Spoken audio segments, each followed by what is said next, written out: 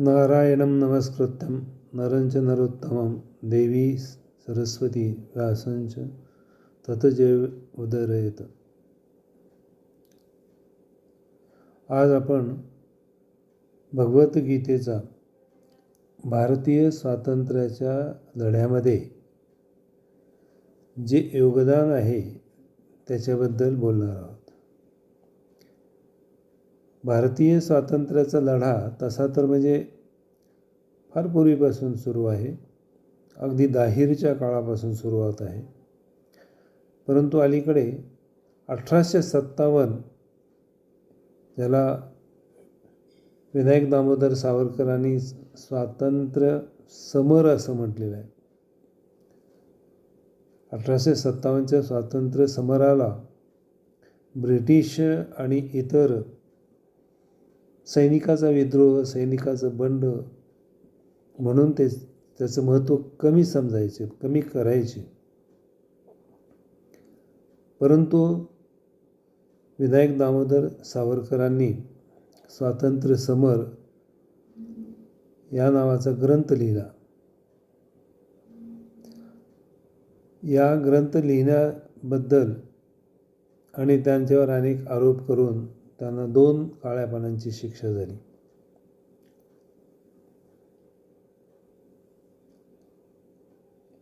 विवेकानंद स्वामी जेव्हा शिकागोला सर्वधर्म सभेमध्ये गेले त्यावेळेस त्यांनी भारतीय धर्माची, भारतीय धर्मशास्त्रांची, भारतीय ज्ञानाची माहिती जगापुढे आणली. एक किस्सा असा सांगितला जातो की ज्यावेळेस धर्मसभा चालू होती त्यावेळेस अध्यक्षांच्या पुढे सर्व धर्मग्रंथ एकावर एक असे मांडून रचून ठेवलेले होते. स्वामी विवेकानंदांच्या शेजारी बसलेला एक व्यक्ती त्यांना थोडंसं कुत्सितपणे बोलला की पहा, तुमचा जो धर्मग्रंथ भगवद्गीता आहे तो सर्वात खाली ठेवलेला आहे आणि बाकीचे सर्व ग्रंथ त्यावर ठेवलेले आहेत. विवेकानंदांनी त्याला अतिशय समर्पक असं उत्तर दिलं की जगातले सर्व धर्म, संप्रदाय, पंथ जे आहेत ते भगवद्गीतेतूनच निघालेले आहेत.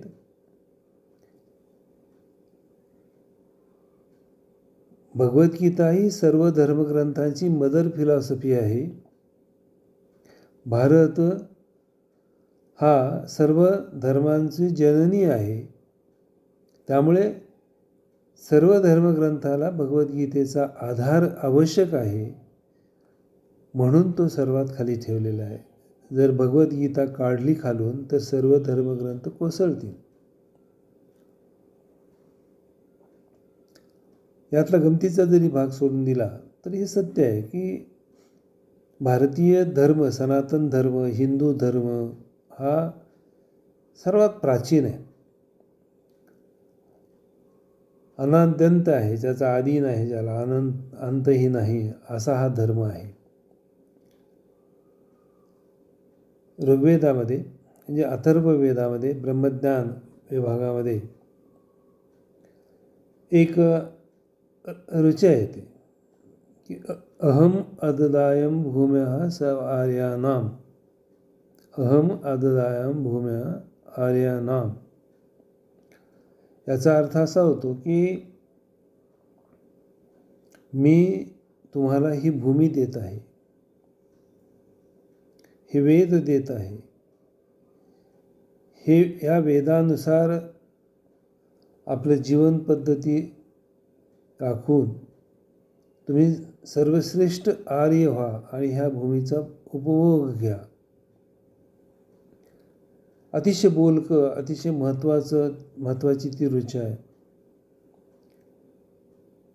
प्रत्यक्ष परमेश्वराने मानव जातीसाठी ही भूमी निर्माण करून दिली आणि वेद निर्माण करून दिले. वेदामध्ये संपूर्ण ज्ञान आहे. संपूर्ण याचा अर्थ मानव जातीला आवश्यक तेवढं ज्ञान. तसं ज्ञान अनंत आहे. परंतु वेदामध्ये जे ज्ञान आलेलं आहे ते मानव जातीला पुरेसं आहे इतकं ज्ञान दिलेलं आहे. जसं आपण म्हणतो की शाळेमध्ये 10वीच्या वर्गातल्या विद्यार्थ्याचा अभ्यासक्रम म्हणजे 10वीसाठी आवश्यक असलेला अभ्यासक्रम, तसं मानवजातीला, संपूर्ण मानवजातीला आवश्यक असं ज्ञान हे वेदामध्ये आहे. वेदामध्ये उपनिषद आहेत आणि या संपूर्ण उपनिषदाचा सार, या संपूर्ण उपनिषदांचं नवनीत हे भगवद्गीतेमध्ये आहे. त्यामुळे ही वेदाचे संक्षिप्त आवृत्ती असं म्हणायला हरकत नाही. मग इतकं ज्ञान असताना, भगवंताची कृपा असताना हा देश गुलामगिरीत कसा गेला? या देशावर परक्याने आक्रमण केलं आणि या देशातील जनतेला गुलाम केलं.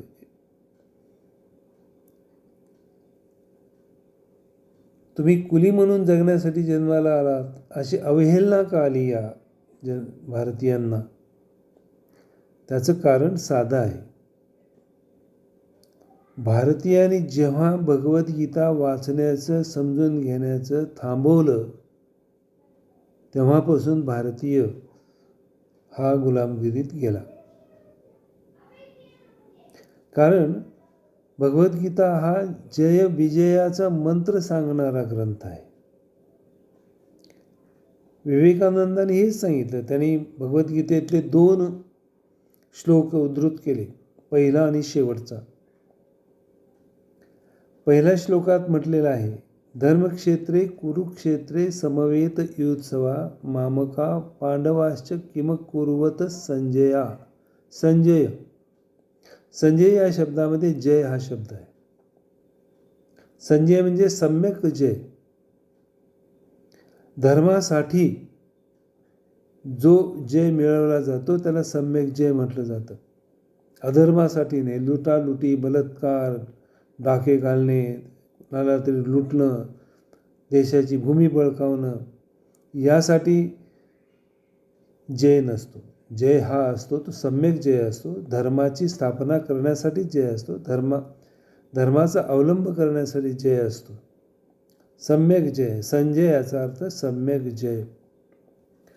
आणि भगवद्गीतेचा शेवटचा श्लोक जो आहे तो म्हणतो की यत्र योगेश्वरः कृष्णो यत्र पार्थो धनुर्धरा तत्र श्री विजयर्भूतिर्ध्रुवा नीतिर्मतिर्मम.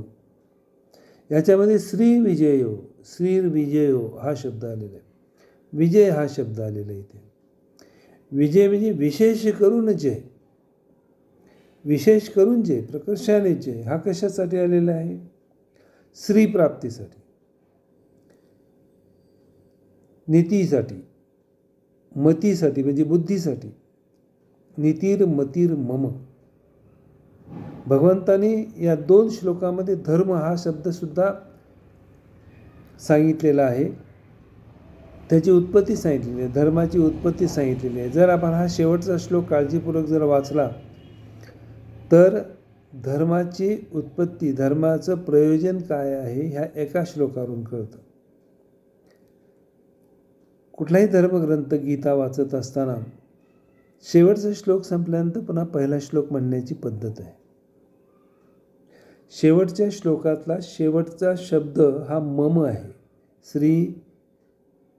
तत्र श्री विजयो भूतिर्ध्रुवा नीतिर्मतिर्मम. मम हा शब्द आहे. आणि पहिल्या श्लोकामध्ये पहिला शब्द आहे धर्मक्षेत्रे कुरुक्षेत्रे, म्हणजे धर्म हा पहिला शब्द आहे. याचा जर बंध जर केला तर मम धर्म होतो. मम धर्म, भगवंतांनी सांगितलं की हा माझा धर्म मी तुम्हाला सांगत आहे. धर्माची व्याख्या आपल्याला माहिती आहे. धर्मो रक्षती रक्षता, हा माझा धर्म आहे. या धर्माचं रक्षण जर तुम्ही केलं तर तुमचं रक्षणही भगवद्गीता करेल. जर तुम्ही भगवद्गीता विसरून जाल, भगवद्गीतेला दूर साराल, तर तुम्ही विजय मिळू शकणार नाही, सम्यक जय मिळू शकणार नाही, तुम्ही पराधीन व्हाल. त्यामुळे भगवद्गीता ही नेहमी करिता समजून घ्या आणि त्यानुसार वर्तन ठेवा. विवेकानंदांनी ह्या 2 श्लोकाच्या आधारे सांगितलं की जर तुम्हाला धर्म समजत नसेल, भगवद्गीता कळत नसेल, तर तुम्ही ज्ञानी व्यक्तीकडे जा आणि ती समजून घ्या. उत्तिष्ठ जाग्रत प्राप्य वरान्न बोधित.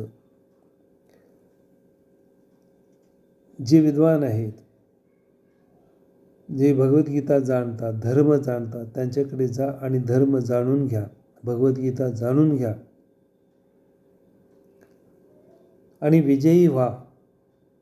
विजयी व्हा हा आदेश समजा भगवंताचा. धर्म जर तुम्ही राखू शकणार नाहीत तर तुम्ही जगू शकणार नाहीत, तुम्ही गुलामच व्हाल, पराधीन व्हाल. हे त्यांना सुचवायचं, हा संकेत त्यांना द्यायचा आहे.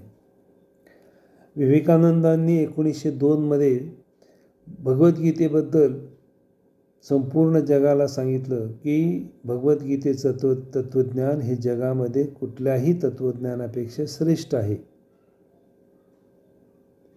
भगवद्गीतेवर टीका करायची पाश्चिमात्य लोक, अतिशय तीव्र टीका करायची.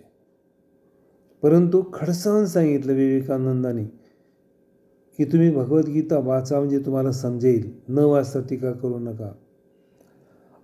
आल्बर्ट फ्रिट्झ आणि मॅकेन्झी हे 2 लेखक, 2 पाश्चिमात्य लेखक वाटेल तशी टीका करायचे भगवद्गीतेवर, डिफेमेशन करायचं भगवद्गीतेचं.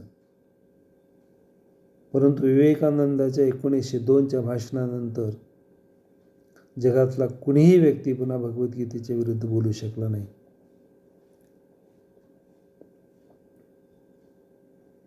त्यामुळे चैतन्य निर्माण झालं लोकांमध्ये. लोक भगवद्गीता वाचायला सुरुवात केली आणि स्वातंत्र्यासाठी लढण्यासाठी तयार झाले. हे पहिलं योगदान आहे भगवद्गीतेचं. विवेकानंदांच्या माध्यमातून ज्यावेळेस ते सर्व धर्म परिषद संपवून मद्रास येथे आले, आत्ताचं चेन्नई, तिथे फार मोठ्या संख्येने युवकांनी विवेकानंदांचं स्वागत केलं. विवेकानंदांनी त्यांना हा संदेश दिला आणि विवेकानंदांच्या सांगण्यानुसार युवक जागा झाला आणि स्वातंत्र्य लढ्यामध्ये सहभागी झाला.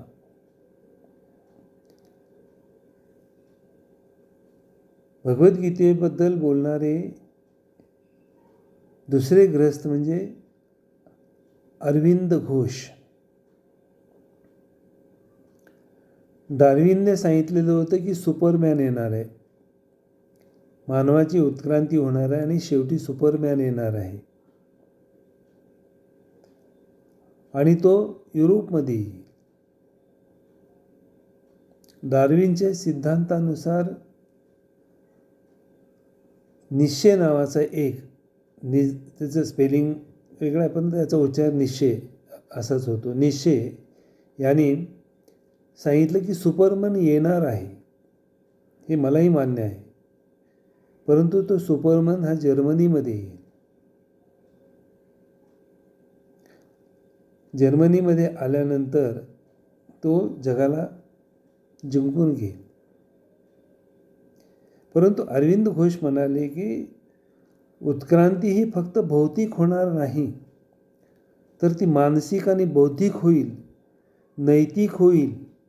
म्हणून त्याला मॉरल सुपरमॅन असं नाव दिलं अरविंद घोषांनी. आणि हा सुपरमॅन, मॉरल सुपरमॅन हा भारतामध्ये जन्माला येईल आणि तो जगद्गुरू होईल. तो जगावर त्याचं नियंत्रण राहील.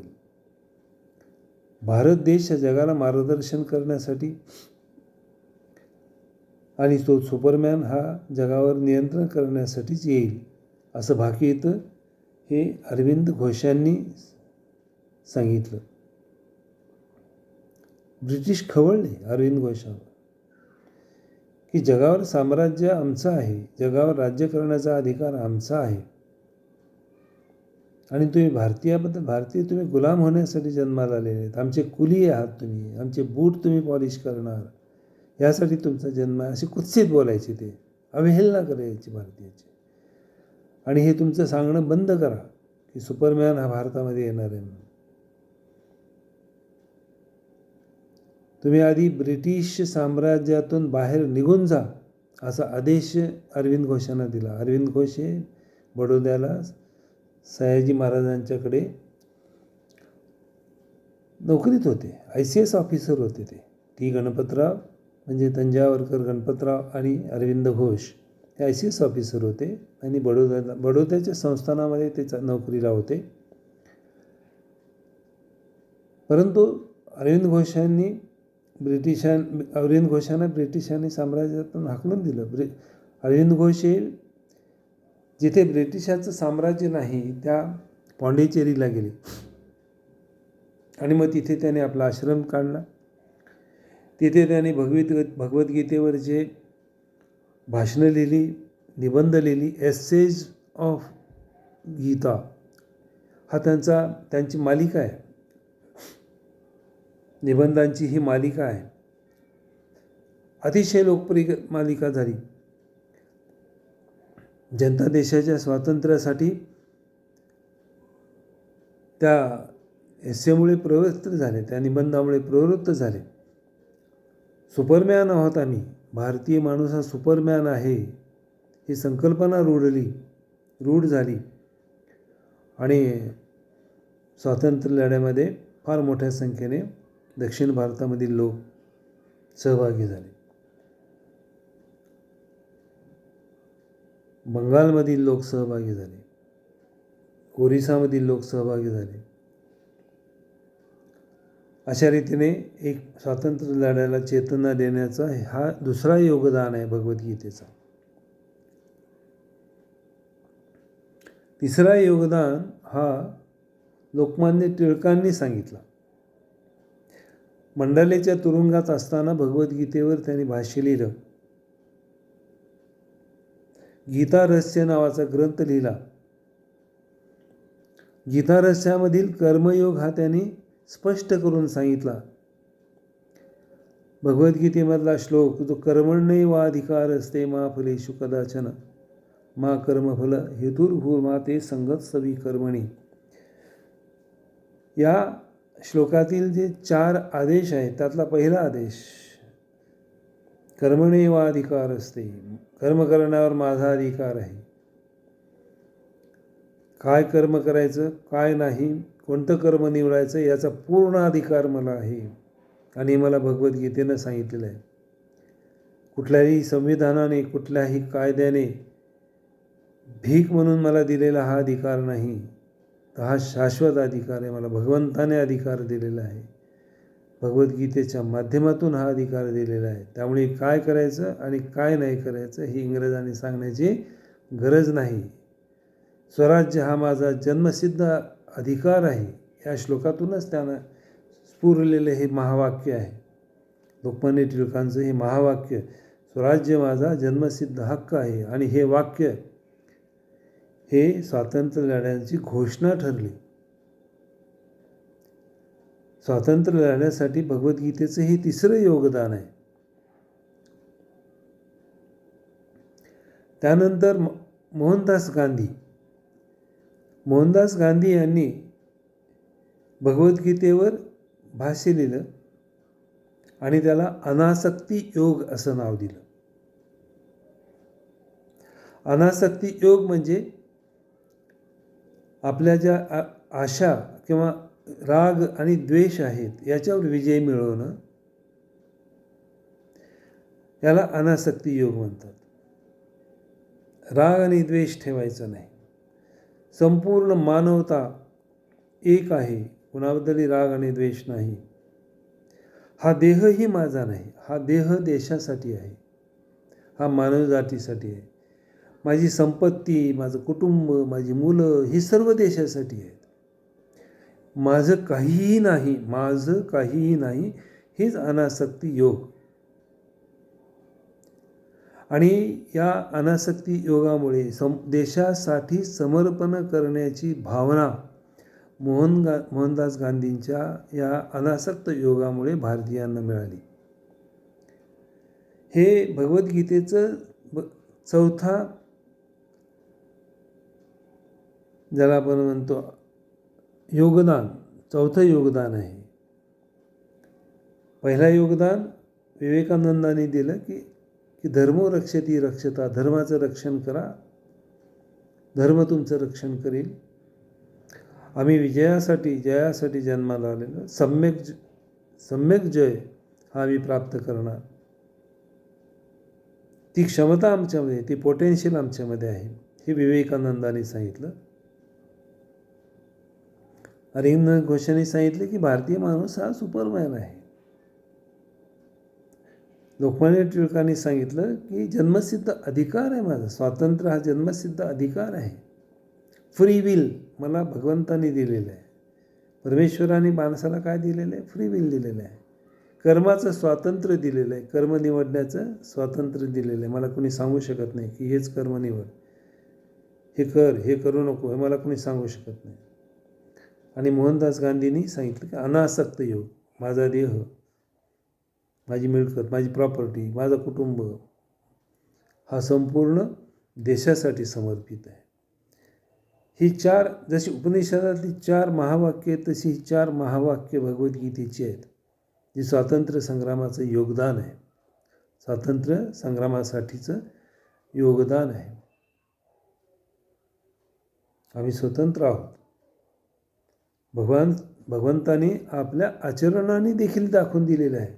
महाभारतामध्ये ज्यावेळेस महायुद्ध सुरुवात होणार होतं, त्यावेळेस युधिष्ठिराने भगवंताला, श्रीकृष्णाला शिष्टाईला पाठवलं, जा श्रीकृष्णा शिष्टाई कर. आणि मग किमान 5 गावं आम्हाला दिली तरी आम्हाला पुरेशी आहेत, आम्हाला राज्य नको, हे युधिष्ठिराचं म्हणणं. ठीक आहे म्हणाले श्रीकृष्ण, बंधू तुमच्या मनासारखं. परंतु बाकीचे कोणीही मान्य करायला तयार नव्हते. भर सभेमध्ये आमच्या स्त्रियांची विटंबना झाली, द्रौपदीची विटंबना झाली, आया बहिणीची विटंबना झाली. ती का 5 गावं घेऊन आम्ही ती मान्य करायची? अलीकडच्या काळात असंच झालं. मोगलांच्या काळामध्ये अनेक हिंदूंनी आपल्या बहिणी, आपल्या मुली ह्या मोगलांना दिल्या आणि सरदारके मिळवल्या. धिक्कार असो त्यांचा.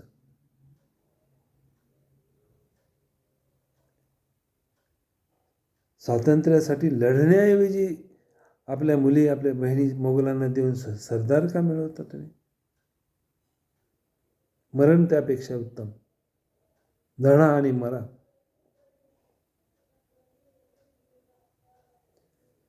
परंतु तसं घडलं. हे श्लोक सांगितलेलं आहे गीतेमध्ये, हतो वा प्राप्स्यसि स्वर्ग जित्वा भोक्ष्यसि महिम तस्मात् कौन्तेय उत्तिष्ठ युद्धाय कृत निश्चया. ह्या स्वातंत्र्य संग्रामामध्ये, ह्या महाभारताच्या युद्धामध्ये, ह्या धर्मविरुद्ध अधर्म या युद्धामध्ये तू शस्त्र हाती घे, गांडीव उचल, युद्ध कर. मेलास तर स्वर्गाला जाशील, जगलास तर या भूमीचं उपभोग घेशील. त्यामुळे युद्धाला तयार हो. हा इतका सुंदर आदेश, परंतु आम्ही विसरलो, भगवद्गीताच विसरलो.